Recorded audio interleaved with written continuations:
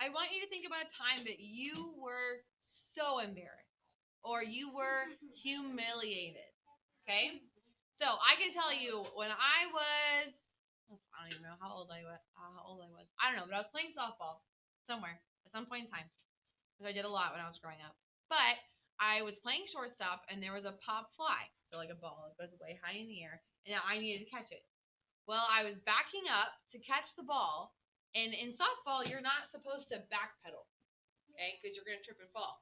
You're supposed to turn and then run after the ball this way while looking at it, okay?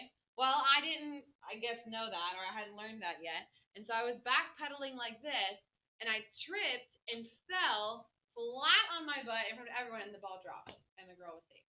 All because I fell. I tripped. So that was completely humiliating for me because I was supposed to get her out. It was highly embarrassing, and I looked like an absolute fool. But have you ever had a time that you were completely embarrassed like that? Okay? No, we're not going to share stories right now, but I want you to think about that time. Okay? Today's chapter is when Amy is utterly embarrassed. Okay? Now, remember, Amy is Little Miss Proper, right? She loves the fancier things in life. She enjoys being one to have more knowledge than others. She likes using fancy words. And today we're going to see her really, really, really mess up. Okay? Amy's value of humiliation. Kind of just a question or a story? I was gonna say, what if you fell on your back and your arm was stretched out and it just fell right over? That would have been a miracle, but it wasn't. Amy's value of humiliation. Ryan, you guys the right page with us? 73? Okay. That boy is a perfect cyclops, isn't he? Said Amy one day, as Lori clattered by on horseback with a flourish of his whip as he passed. What's a cyclops? What does it say down there? Ian? Two things. Cyclops. In Greek mythology, a giant with a single eye in the middle of the story. Okay. And also, this is hilarious. That boy's a perfect cyclops, isn't he? And Joe says, how dare you say that when he has got both of his eyes? And very handsome ones they are, too, cried Joe, who resented any slighting remarks about her friend. Not like that. I didn't say anything about his eyes, and I don't see why you need to fire up when I'm admiring his writing. She's like, I'm not talking about his eyes. I'm talking about how good of a writer he is. Oh my goodness. That little goose means a centaur. And she called him a cyclops, exclaimed Joe with a burst of laughter. Well, you needn't be so rude, retorted Amy. I just wish I had a little of the money that Laurie spends on that horse, she added, as if to herself, yet hoping her sisters would hear. Why? Asked Meg kindly. Well, I need it so much. I'm dreadfully in debt, and it won't be my turn to have the rag money for a month. What's the rag money, Connor? In debt, Amy? What do you mean? And Meg looked sober. Why, I owe at least a dozen pickled limes, and I can't pay them, until I have money. For Marmee forbade my having anything charged at the shop anymore. Okay, so if you understand, pickled limes were like a very, some kind of delectable candy they had back then. Okay, and at school, pickled limes were like the thing. Okay, if you had pickled limes, you were like Mr. or Miss Cool. Okay, and you would share them with your friends. Everyone loved you because you had the pickled limes. It's like if you brought cupcakes to school. All of a sudden, everybody wants to be your friend because they want a cupcake, right? Okay, so pickled limes like made you the thing. Well, Amy kept going to the store and buying these pickled limes, and now she doesn't have any more money to spend on them. Her mom won't let her spend any more money at the shop, and she's already borrowed pickled limes from other people, and she owes them pickled limes back, but she can't buy any because she has no money. So she's in kind of a bit of a pickle. So Meg says, okay, tell me all about it. Are limes the fashion now? It used to be pricking bits of rubber to make balls. And Meg tried to keep her countenance. Amy looked so grave and important. Why, you see, the girls are always buying them. And unless you want to be thought mean, you must do it too. It's nothing but limes now, for everyone is sucking them in their desks in school time and trading them off for pencils and bead rings and paper dolls or something else at recess. If one girl likes another, she gives her a lime. If she's mad with her, she eats one right before her face and doesn't even offer her a suck. They treat by turns, and I've had ever so many, but I haven't returned them yet. And I ought to, for they are debts of honor, you know. Okay, well, how much will pay them off and restore your credit? Asked Meg, taking out her purse. What is Meg about to do? Jacob? Make her work for money. No. Chloe? Be the nicest sister ever. Be the nicest sister ever and give her the money she needs. Well, a quarter would more than do it, and even leave a few cents over for a treat for you. Don't you like limes? Not much. But you may take my money, said Meg. Make it last as long as you can, for it isn't very plenty, you know. Oh, thank you! It must be so nice to have your own pocket money. I'll have a grand feast, for I haven't tasted a lime in a week. I felt delicate about taking any as I couldn't return them, and I'm actually suffering for one. She's like, I really want one. The next day, Amy was rather late to school, but could not resist the temptation of displaying, with pardonable pride, a moist brown paper parcel before she consigned it to the inmost recesses of her desk. Okay? So she got to school and she could not resist like showing all her friends her package before she quickly hid it in her desk. Like, you see what I've got, don't you? During the next few minutes, the rumor that Amy March had got 24 delicious limes, she had eaten one on the way, and was going to treat circulated through her set. What is a set? Ian? Set. Mm-hmm. And the attentions of her friends became quite overwhelming. Look at all the friends she's going to get now because she has her pickled limes. Katie Brown invited her to her next party on the spot. Mary Kingsley insisted on lending her watch until recess. And Jenny Snow, a satirical young lady who had basely teased Amy upon her limeless state, promptly buried the hatchet. What does that phrase mean? Buried the hatchet.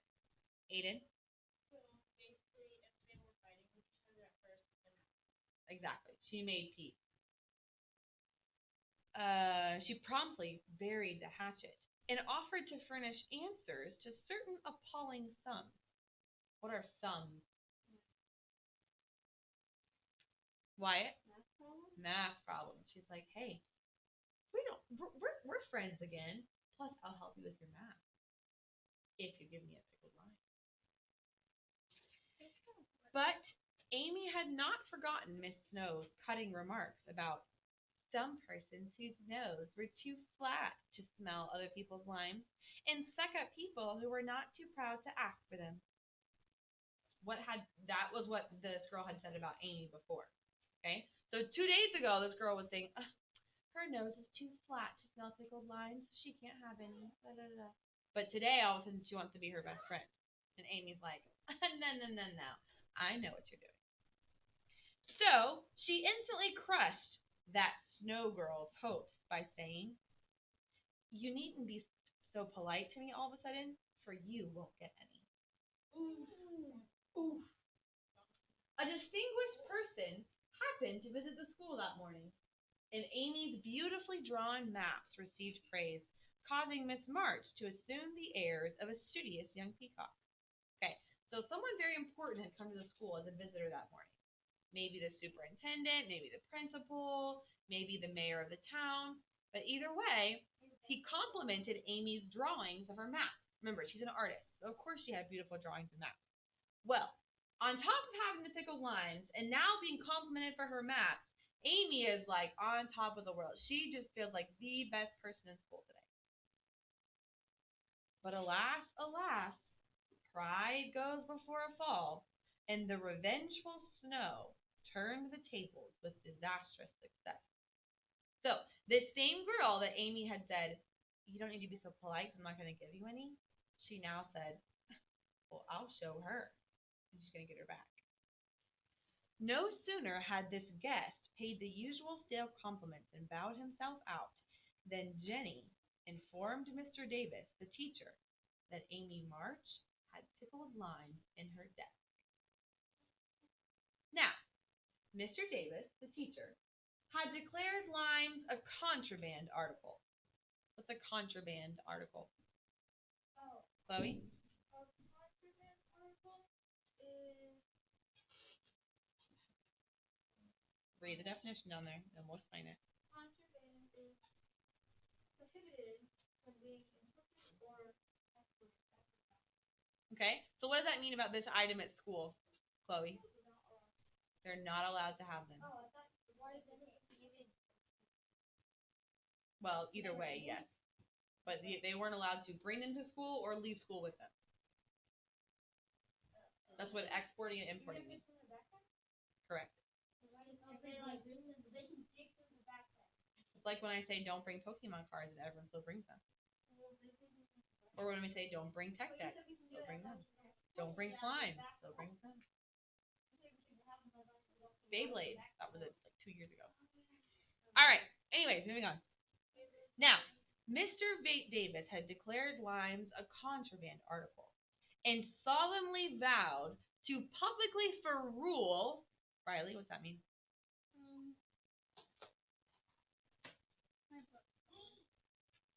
Okay, what does ferule mean? Layla?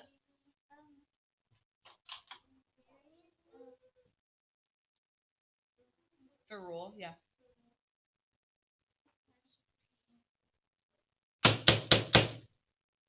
That would be ferule. This man had succeeded in banishing chewing gum after a long and stormy war.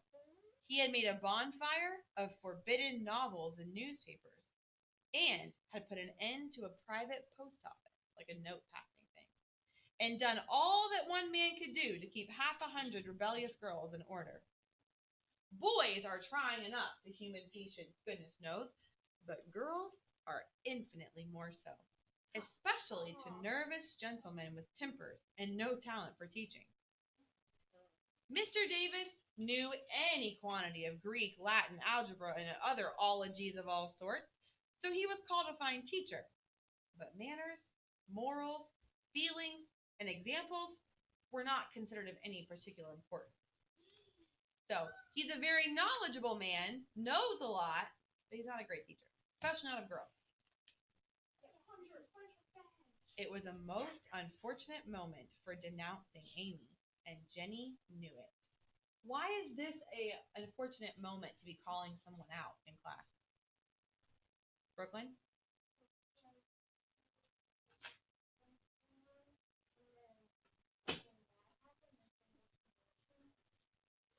But it's a really bad time to get in trouble because someone is there. The important visitor. It'd be like if Mr. Karras came in and all of a sudden your friend ratted you out for what you did wrong. Mr. Davis had evidently taken his coffee too strong that morning, and his pupils had not done him the credit which he felt he deserved. Is he in a good mood today? No. Therefore, to use the expressive, if not elegant language of a schoolgirl, he was as nervous as a witch and as cross as a bear. The word limes was like fire to powder. What happens when you set gunpowder on fire? Exactly. The word limes was like fire to powder. His face reddened, and he rapped on his desk with an energy which made Jenny skip to her seat with unusual rapidity. Young ladies, attention, if you please! the stern order, the buzz ceased, and 50 pairs of blue, black, gray, and brown eyes were obediently fixed upon his awful countenance. Miss March, come to the desk. Amy rose to comply with outward composure, but a secret fear oppressed her, for the limes weighed upon her conscience. Bring with you the limes you have in your desk, was the unexpected command, which arrested her before she got out of her seat. Don't take all of them, whispered her neighbor, a young lady of great presence of mind. Amy hastily shook out half a dozen or so on her desk and laid the rest down before Mr. Davis, feeling that any man possessing any kind of a human heart would relent when that delicious perfume met his nose. Unfortunately, though, Mr. Davis particularly detested the odor of the fashionable pickle, and disgust added to his wrath. Is that all? Not quite, stammered Amy. Bring the rest immediately.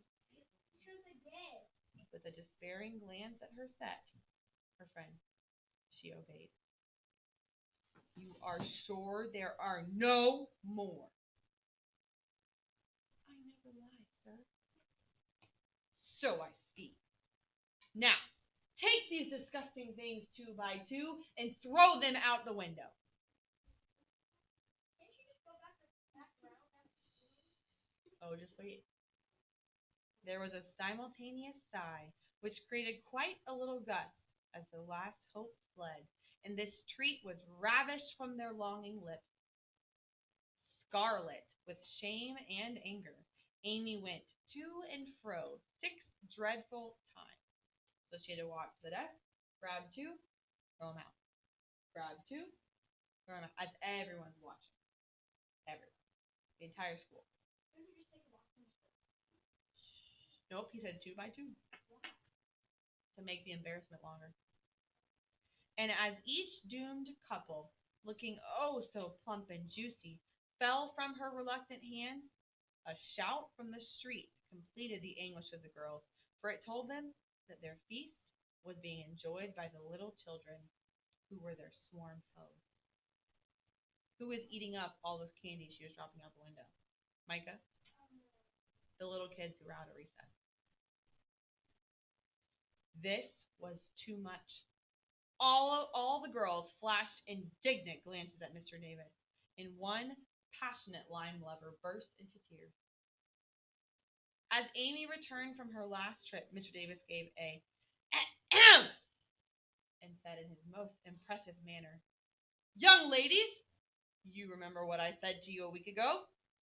I am sorry this has happened, but I never allow my rules to be infringed, and I never break my word. Miss March, hold out your hand. Oh, no. Listen. Amy started and put both hands behind her, turning on him an imploring look which pleaded for her better than words could not utter. Your hand, Miss March, was the only answer her mute appeal received, and too proud to cry or beg. Amy set her teeth, threw back her head defiantly, and bore without flinching several tingling blows on her little palm. They were neither many nor were they heavy. They didn't hurt that bad. But that made no difference to her. For the first time in her life, she had been struck, and the disgrace in her eyes was as deep as if he had knocked her down. Did it really hurt that bad? No. But because of who Amy was and because of how prideful she was, this was embarrassing. Losing the limes was enough, but getting publicly humiliated by Mr. Davis, that was too much. Wait. You will now stand on the platform until recess, said Mr. Davis, resolved to do the thing thoroughly since he had begun. So, She had to throw her lines out the window 2 by 2. She got spanked, so to speak, on the hand, and she now has to stand in front of the class until recess, just standing there so everyone can stare at her and realize how much trouble she's in. That was dreadful. It would have been bad enough to go to her seat and see the pitying faces of her friends or the satisfied ones of her few enemies. But to face the whole school with that shame fresh upon her seemed impossible. For a second she felt as if she could only drop down where she stood and break her heart with crying. A bitter sense of wrong, though, helped her to bear it, and, taking her place, she fixed her eyes on the stove funnel above what now seemed a sea of faces. She stood there so motionless and white that the girls found it hard to study with that pathetic figure standing before them. During the 15 minutes that followed, the proud and sensitive little girl suffered a shame and pain that she never forgot. To others, it might seem like a small affair, but to her, it was a very hard experience. For during the 12 years of her life, she had only been governed by love alone, and a blow of that sort had never touched her before. Pause. It wasn't that she had never been punished. She had. Mr. and Mrs. March had punished her as a girl for when she had done things wrong, but never had the punishment been this harsh before. And she was not only punished, she was punished and humiliated thoroughly. The pain of her hand and the ache of her heart were forgotten in the sting of the thought, I shall have to tell it home, and they will be so disappointed in me. What's the worst part of it all? Layla? Very disappointed. Oh, no, they all live in a small town. She's going to find out. If she doesn't tell them, the teacher will. And then she'd be in trouble for not telling. The 15 minutes seemed like an hour. Jacob. But they came to an end at last, and the word recess had never seemed so welcome to her before. You can go, Miss March, said Mr. Davis, looking, as he felt, uncomfortable. He did not soon forget the reproachful glance Amy gave him, and she went, without a word to anyone, straight into the coat room, snatched her things, and left the place forever, as she passionately declared to herself. All right, pause. Back then, when they went to school, it was literally like walking down the road. They all lived in one little village. There was no cars. They didn't drive for miles and miles. So at recess, it was more like an afternoon break. Many of the children would go home to feed the animals, whatever, eat their lunch, get ready, and come back for the second half of the day. So sometimes they would pack a lunch and stay and play outside for recess or whatever. But that break in the day was their dismissal to go home, do whatever they had to do as far as getting dinner. Because remember, they had to do all the chores back then: cook dinner, clean the house, take care of the animals, tend to the garden, plant the seeds. So a lot of times they would go home, work on those chores, and then come back to finish the rest of the school day. Okay. So Amy grabbed her things and headed home, but in her mind, resolved she was never going to come back. I hate this place. She was in a sad state when she got home, and when the older girls arrived some time later, an indignation meeting was held at once. Mrs. March did not say much, but looked disturbed, and comforted her afflicted little daughter in her tenderest manner. Meg bathed the insulted hand with glycerin and tears. Beth felt that even her beloved kittens would fail to soothe grief like this. Joe wrathfully proposed that Mr. Davis would be arrested without delay, and Hannah shook her fist at the villain and pounded potatoes for dinner as if she had him under her pestle.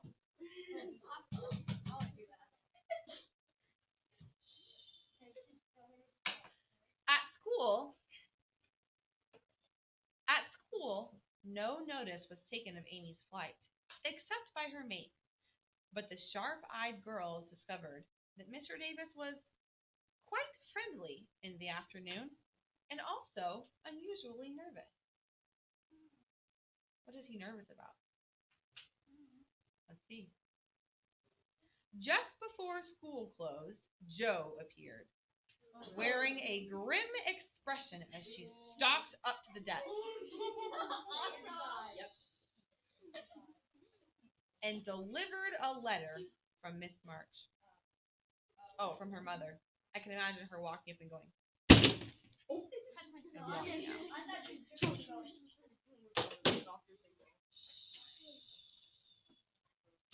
She collected Amy's property and departed, carefully scraping the mud from her boots onto the doormat, as if she shook that dust of the place off her feet. Now, this is Mrs. March talking to Amy at home. So why was Mr. Davis nervous? Micah?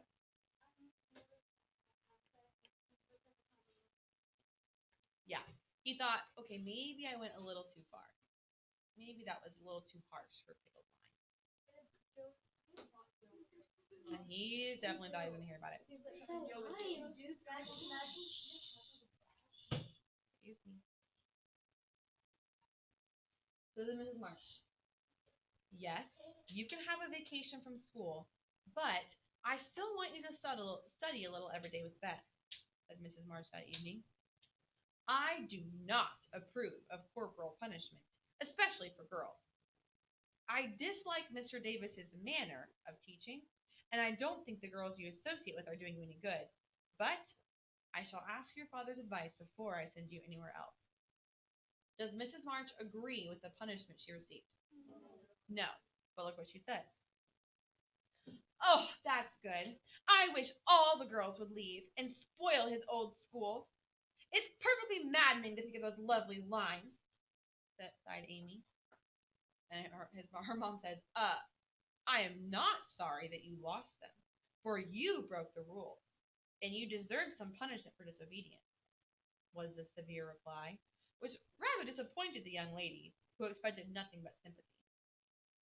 What is Mrs. March's response? She does not like how she was punished, but, Brian? It's not right. Correct. She knows, oh, no, you're not off the hook. You still messed up, and you're still in trouble. But I don't agree with the way that he punished you. That I don't agree with. But you still should have gotten in trouble. And that I will stand behind. Like a candy. I don't know. I can potentially try to find one, but I don't think they make them anymore, to be honest. I'm imagining a line.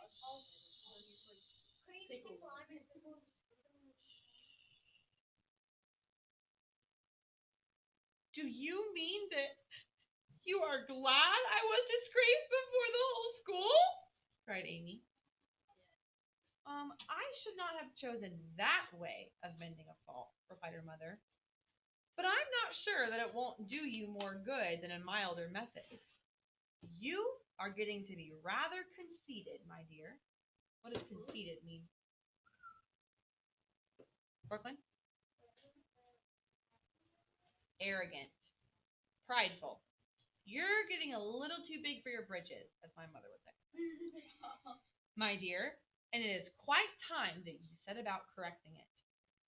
You have a good many little gifts and virtues, but you don't need to parade them, for conceit spoils the finest genius. Okay, this is an important part, and a lesson I think we all could learn.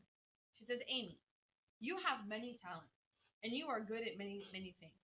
But the minute you start bragging about them and walking around like you want everyone knows how good you are, you ruin them. And you need to get your act together. Yes, you have been blessed. You are a great drawer. You are a beautiful little girl. You have a fantastic family. You're very smart. You have lots of friends. But the minute you start acting like you are too good for anybody else, you ruin that. So yes, you deserve what happened today. You're getting a little conceited.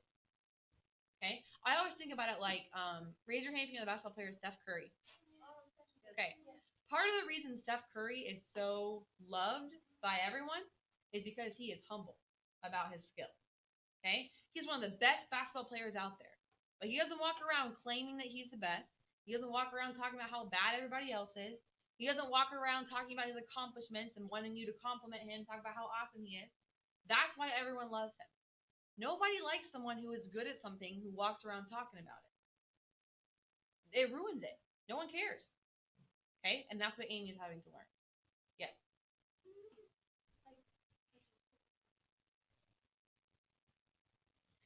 For conceit or pride spoils the finest genius. There's not much danger that real talent or goodness will be overlooked long, even if it is. The consciousness of possessing and using it well should satisfy one, and the great charm of all power is modesty. So look, if you're actually really good at something and you actually have skill, someone's going to notice it. You don't need to make everyone notice it. If you're actually good, it will show, trust me. Okay? But the great charm of all power is modesty. The best thing about having power, the person who is the most powerful or the most talented or the most popular is the one who is humble. Nobody likes a braggart. People really like someone, someone who brags all the time. Okay? People really want to be with someone who's good but doesn't flaunt it. So it is, cried Lori, who was playing chess in a corner with Joe. I knew a girl once who had a really remarkable talent for music, and she didn't even know it. Never guessed what sweet little things she composed when she was alone, and she wouldn't have believed it if anyone had told her. Who's he talking about? Listen to Sweet Beth. I wish I'd known that nice girl. Maybe she would have helped me, said Beth, who stood beside him, listening eagerly. Okay, that's the difference between Amy and Beth. Lori is flat out complimenting Beth, and she doesn't even know it because she does not think highly of herself at all. You do know her, and she helps you better than anyone else could, answered Lori, looking at her with such mischievous meaning in his merry black eyes that Beth suddenly turned very red and hid her face in the sofa cushion, quite overcome by such an unexpected discovery.